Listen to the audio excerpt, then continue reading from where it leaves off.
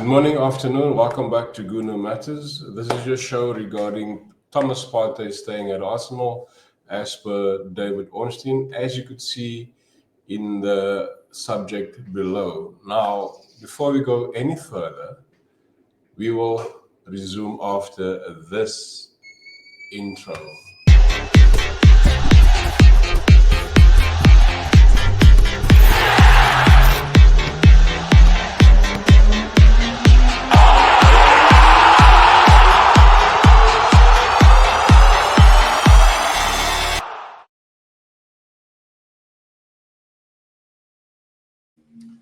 Welcome back.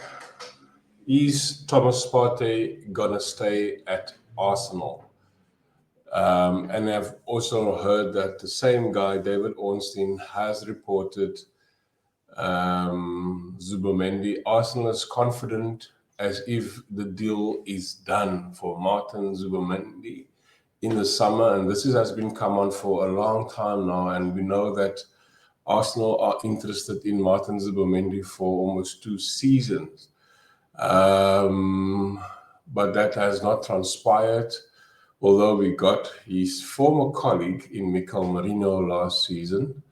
And now we want to see if we cannot strengthen the midfield as well with Martin Zubimendi.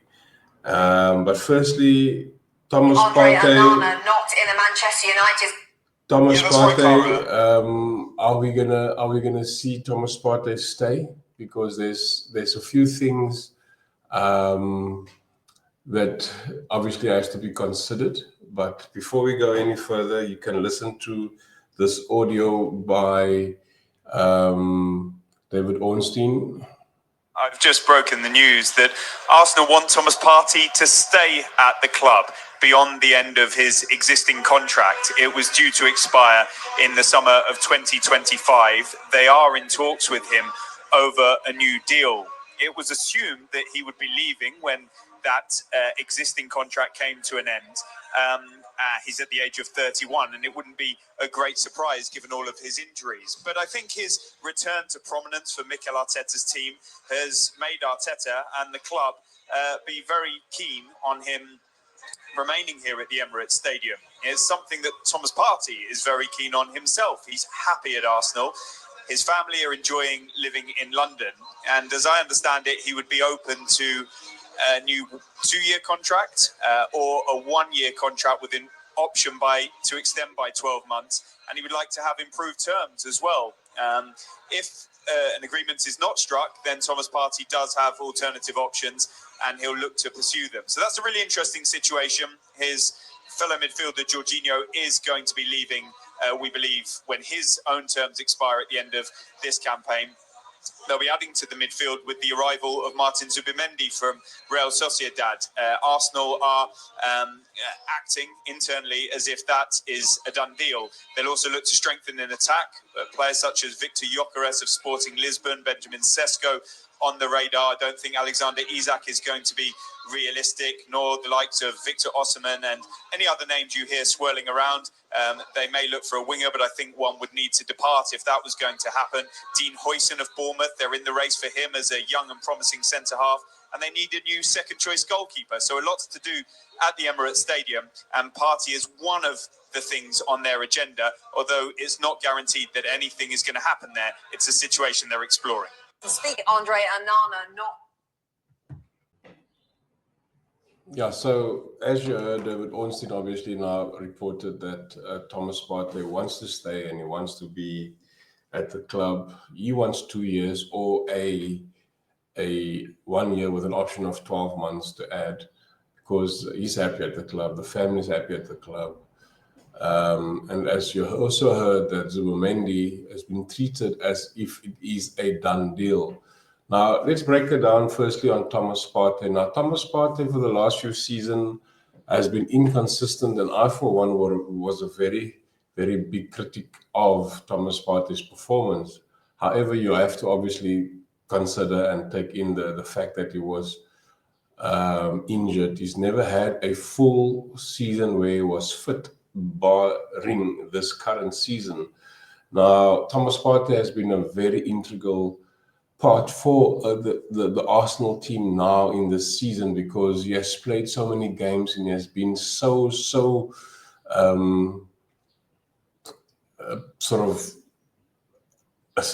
of what is the word, a rock, if I may, a pillar, if I may, in the middle of the pitch. When we have to obviously play Carabao Cup, it was Jorginho, or if there was situations where Partey was at right back, then it was Declan Rice playing in the number 6. But when we have a Declan Rice and Odegaard and Thomas Partey fit, with everybody else in the right back position fit, where Partey don't have to play at right back, where he is in the middle and he has been a general in that position. He has been a pillar, as I say. He has been a very, very big rock for us in that position.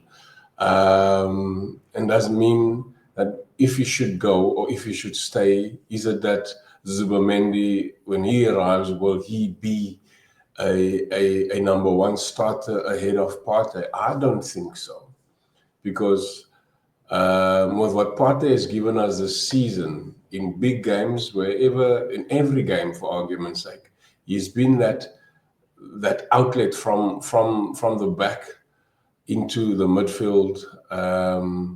He has just been phenomenal for Arsenal in that position, and I always knew that Arsenal, or rather Partey, has that in his locker when he has played for wait a minute, something wrong here. Sorry for the break. Yeah, so he has been a pivot in that number 6 position. There was times when we had a injury in the right back position where he had to have to slot into the right back, where I think at times he did very well. I think in the first game at home against Liverpool, where he had kept Salah, not Salah, the left winger for Liverpool. I think it was Diaz at the time. He had kept him safe in place. So there was times that Partey has done well, but mostly his performance comes from a midfield perspective, where I think he's very strong in that. So are we going to lose, or rather, are we going to miss Partey if he should go? Or do you think Partey will still be ahead of Martin Zubimendi when he comes in? Leave your comments and leave your thoughts below in the comment section. And if you didn't do that yet, come on, hit the like, goodness, or any other football fan that is watching this. Hit the like, share the like, also subscribe to Gooner Matters, and let us hear what is your thoughts on the Thomas Partey staying or going. Now, being 31, I know in the past that Arsenal has never given a 30-plus player, a 30-plus-year-old player, more than 1 year extension on their contract, or a year plus an option to 12 months as well.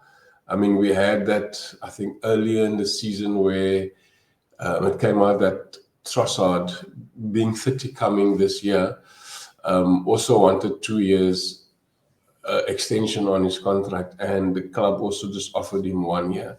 So is it the same scenario where we're going to see Partey is going to decline an extra year without an option of 12 months? Or also, as you heard, that he wants his terms to be improved as well. So already I think Partey is close to 200 a week. Is he going to get over 200 a week with a new contract? So Andreas Bertha and Richard Garlick is going to have to obviously get the negotiations straight up and see what terms or better terms they can offer Partey in order to stay, because Mikel Arteta would love for him to stay. And I'm sure there's a lot of fans who would want Thomas Partey to stay at the club, which I am one of, because I think having to see what he can do in that engine room, being the pivot, being that that outlet from the defense, and also going into the distribution. I mean, Partey's got a forward-thinking brain. If you look at small snippets of what he has done in and around in the midfielder, when he gets the ball from the defense or straight from Raya, he will turn and he will go at the players. He will also try and sort of skillfully get out of a situation where he's faced with two or three players. So Thomas Partey has been that midfielder, one of the best midfielders in the Premier League this season. Although people say that Rodri is not there, yes, Rodri is not there, but you're looking at Bruno Guimaraes, you're looking at Joe Linton, you're looking at Bruno Fernandes, you're looking at the midfielder from Liverpool, Gravenberg, you're looking at the midfielder from Aston Villa, Tielemans. There's so many other options you can relate to, whereby you can say Partey has been a phenomenal number 6, or even at times a number 8 in the middle of Arsenal's pitch. So I would rather want Partey to stay at Arsenal when we blend in the likes of a Martin Zubimendi, as we have seen with Mikael Merino coming in as a 8, supposedly be the replacement for Granit Xhaka. We all thought that could be a fail, because we never saw really where the number 8 stems from in a Mikael Merino. So if Rice has to play a number 6, who's going to play a number 8 for that matter? I don't think Zubimendi is a better number 8 than he is a number 6. So I thought maybe Partey will stay, and as we blend him in and as we get him used to the Premier League, he will obviously fade into the number 6 role, as we see Thomas Partey's new contract will play out if he stays. So again, I would like to hear your thoughts. I would like to hear your comments below in the comment section regarding Thomas Partey. One other thing that David Ornstein touched on is another defender, and a young defender from Bournemouth is what's his face, Dean Huijsen, and I think he's one of my fantasy league defenders as well. Very good defender. 19 years old, plays for Spain international, playing for Spain national team, and he has done very well in the Bournemouth shirt. There's so many others like Chelsea, Liverpool, Newcastle, Tottenham, and I think Man City has also come onto the race to try and sign this young defender. He's got a release clause, obviously, and that release clause, according to David Ornstein, is 50 million. That and more in weekly, that and more obviously will be discussed as the weeks go by. But also, again, would you want to see Dean Huijsen at Arsenal, considering we already have Jurgen Timber, Benjamin White, William Saliba, Gabriel Magalhaes, Jacob Kiwior, Ricardo Calafiori, and also the breakthrough season for Miles Lewis-Skelly, whereby we have Kieran Tierney and Alexandra Zinchenko still on the book. So it's a host of defenders. Do we need another young defender? Yes, maybe. Or no? Or would you see we selling this summer in our defense in order to make a way for this young defender? And I think he will probably be a backup to either William Saliba and Gabriel Magalhaes. However, we have backup for those positions already. Benjamin White and Jurgen Timber can play in the right side central defense. Then we have Calafiori and currently Jakub Kiwior, who's playing phenomenally in that position as a backup for the injured Gabriel Magalhaes. And then we have Calafiori that can play in the left centre back as well. So we have sufficient defenders there. If need be, we have to obviously incorporate some other defense as well from our youth development. So a question remains, is Dean Huijsen really needed as a defender? Because currently he's playing as a first number starter for his club Bournemouth. Whether it's going to Liverpool, Chelsea, or even Tottenham, he walks into that Tottenham defense straight. He walks into a Chelsea defense immediately, and also he walks into a Newcastle defense immediately. At Arsenal, at Liverpool, he will probably struggle because the main guys there currently have cemented and galvanized their positions. So is the project for Arsenal going to sway him to come over, or is the project for Liverpool or Chelsea or Tottenham or Newcastle going to be the decision for him to be made?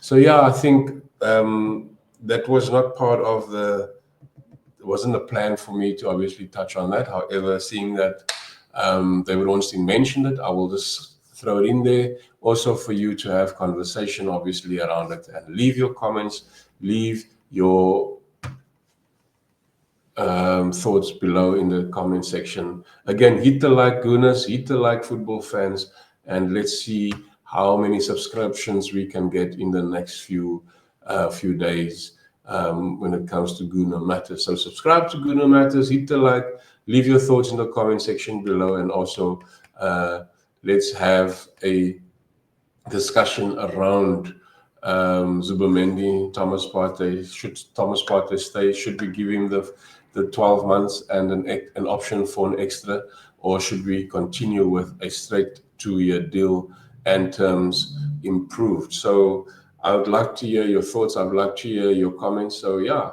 let's all have a ball of a time in the discussion. And until next time, be brave, be awesome, and stay blessed.